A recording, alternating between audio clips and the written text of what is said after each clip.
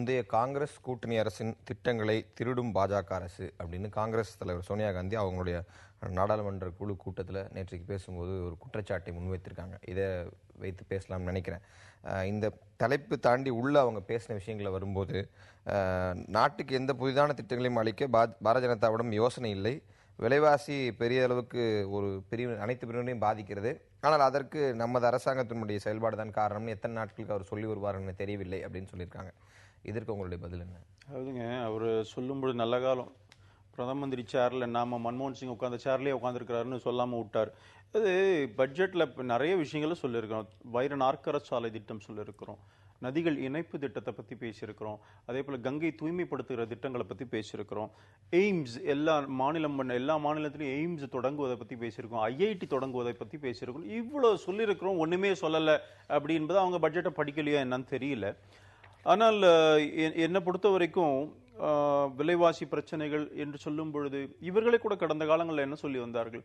முதல்ல 100 நாளில் குறைச்சிரும் விலையினாங்க. அதுக்கப்புறம் வேர்ல்டு ஓவர் இருக்க உலக நாடுகள் மத்தியில் இருக்கிற பொருளாதார மந்த நிலை எங்களை பாதித்திருக்கிறது எல்லாம் பேச ஆரம்பிச்சாங்க. நாங்கள் விலைவாசி பிரச்சனையை கட்டுப்படுத்துவதற்காக பல விஷயங்களை செஞ்சுருக்கோம். அதில் மினிமம் இதில் ஒரு 500 கோடி இதற்காக கட்டுப்படுத்துவதற்காக கூட 500 கோடி ஒதுக்கப்பட்டிருக்கிறது. இதெல்லாம் செஞ்சுருக்கிறது. அதனால் ஒரு திட்டங்களும் செய்யவில்லை என்று சொல்வது ரொம்ப தப்பு.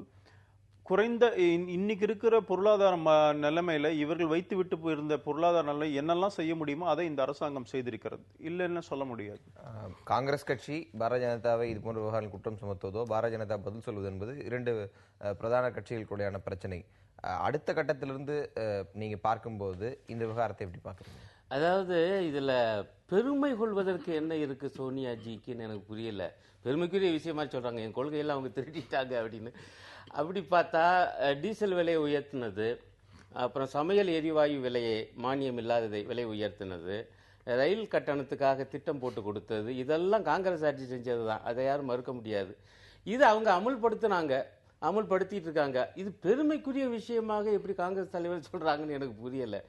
சோகமான விஷயம் என்னன்னா, பொருளாதார விஷயத்துல ஒன்றும் பெரிய வித்தியாசம் இல்லை இந்த இரண்டு கட்சிகளுக்கும் இடையில என்று நாங்கள் முன்பே சொல்லிட்டு வரோம். தேர்தல் பிரச்சாரத்தின் போது சொன்னோம், தயவுசெய்து மக்களை ஏமாந்துடாதீங்க, ஒன்று ரெண்டும் அடிப்படையில் ஒன்றா தான் இருக்கும் பொருளாதார விஷயத்தில்.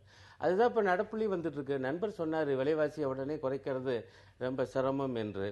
ஆனால் இந்த மாதிரி பாணியில் தேர்தல் பிரச்சாரத்தின் போது பேசலை. நம்முடைய கவலை என்னன்னா, நீங்கள் குறைக்க வேணாம், கூட்டமாவது இருங்கன்னு. உதாரணமாக சரக்கு கட்டணத்தை கூட்டினா, ரயில்வே சரக்கு கட்டணத்தை கூட்டினா அதில் போகிற சகல சரக்குகளுடைய விலையும் உடனே கூடிடும். அப்போ அதுதான் நடக்குது. ஆகவே அதே பார்வை தான், அதே கொள்கை தான். இதில் சோனியாஜி பெருமை கொள்வதற்கு ஏதும் இல்லை என்பதுதான் நான் சொல்ல வர்றது. உங்களுடைய பதில சுருக்கம். இல்லை, நான் எங்களை பொறுத்த வரைக்கும் சோனியா காந்தி அவர்கள் சொல்லுகின்ற நாங்கள் எங்களுடைய இதில் தான் தொடர்றாங்கன்றது நான் ஏற்றுக்கொள்ளலை. ஏன்னா பிகாஸ் இது ஒரு பாரதிய ஜனதா கட்சிக்கும் காங்கிரஸுக்கும் ஒரே பொருளாதார சித்தாந்தங்கிறது அதுவும் கிடையாது. சொல்லி கொண்டு வரலாம். பாரதிய ஜனதா கட்சியை பொறுத்த வரைக்கும் இன்றைக்கு நாங்கள் என்ன தேர்தல் அறிக்கையில் கொடுத்திருந்தோமோ அதை நோக்கித்தான் சென்று கொண்டிருக்கின்றோம். பிரதமர் வந்தவுடனே 100 நாட்களில் செயல் திட்டங்களை பற்றி ப்ரிப்பேர் பண்ண சொல்லி, நோட் ப்ரிப்பேர் பண்ண சொல்லி எல்லா மினிஸ்ட்ரிக்கும் அது அட்வைஸ் பண்ணியிருக்கிறாரு. இது போன்ற இன்ஃப்ராஸ்ட்ரக்சர் டெவலப்மெண்ட் சொல்ற உள்கட்டமைப்பு வசதிகளை பெருக்குவதற்கான திட்டங்களை இந்த அரசாங்கம் பட்ஜெட்டில் சொல்லி இருக்கிறது. இதெல்லாம் இதற்கான பார்த்தீங்கன்னா நதிநீர் இணைப்புக்கு 100 கோடின்னு சொல்றது பூர்வாங்க பணிகளை அந்த ப்ராஜெக்ட் ரிப்போர்ட்ஸ் இது பண்றதுக்காக கொடுக்கப்பட்டிருக்கிறது. இதுவும் நாங்கள் எங்களுடைய தேர்தல் அறிக்கையில சொன்னதை நோக்கித்தான் சென்று கொண்டிருக்கின்றோம். திரு ராகவன் பட்டியலிட்ட விவகாரங்கள், கங்கை தூய்மைப்படுத்தும் திட்டத்திலிருந்து ரயில்வே வைர நாற்கரை திட்டங்களிலிருந்து மற்ற விஷயங்கள்ல கூட உங்களால வேறுபாடுகள் இல்லை அப்படின்னு சொல்லிட முடியுமா? அதாவது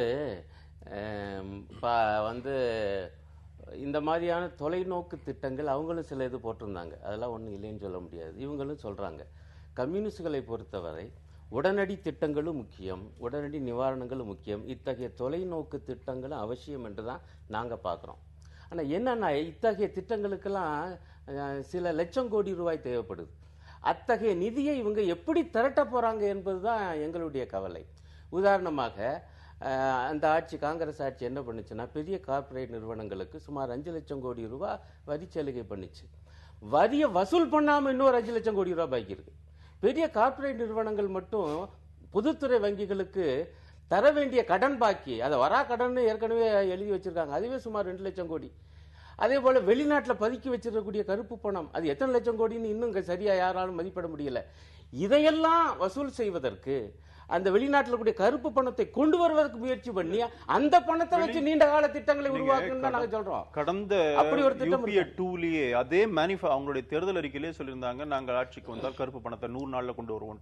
ஆனா எந்த முயற்சி செய்யல. இன்றைக்கு பாத்தீங்கன்னா ஜஸ்டிஸ் ஷா தலைமையில ஒரு குழு அமைக்கப்பட்டது. நேற்றைக்கு கூட செய்திகள் பல நாடுகள்ல இருந்து இன்புட்ஸ் வந்திருக்கிறது. கிட்டத்தட்ட 24,000 தகவல்கள் வந்திருக்கிறது, அக்கௌண்ட்டை பத்தி வந்திருக்கிறது. அதனால ஒரு நல்ல டைரக்ஷன்ல தான் போயிட்டு இருக்கோம். நீங்க இப்ப விலைவாசி பத்தி சொல்லும்போது பிரைஸ் ஸ்டெபிலைசேஷன் ஃபண்ட் 500 கோடி ஒதுக்கப்பட்டிருக்கு இந்த அரசாங்கத்தினால தான். நீங்க கடந்த ஆட்சியில பாத்தீங்கன்னு சொன்னா 11 கிலோமீட்டர் சாலைகள், அதாவது என்டிஏவோட கடந்த ஆட்சிகளை பாத்தீங்கன்னா ஒரு நாளைக்கு 11 கிலோமீட்டர் சாலை போடப்பட்டது. இன்றைக்கு இந்த 10 ஆண்டுகள் தேசிய சாலையில எந்த அளவுக்கு 4 வழி 6 வழி சாலைகள் வந்தது. பட் இப்ப இந்த பட்ஜெட்ல 38,000 கோடி சாலைகளுக்காக போடப்பட்டிருக்கிறது. 1 லட்சம் கிலோமீட்டர் சாலைகளை பத்தி நிதின் கட்கரி அவர்கள் சொல்லி இருக்கிறார். இதெல்லாம் ஒரு பாசிட்டிவான விஷயம் தான். அதனால நல்ல நிலையில தான் அந்த அளவுல இந்த தலைப்பற்றி பார்த்து நிறைய செய்வோம். இடைவெளிக்கு வேறு தலைப்பற்றி பேசலாம்.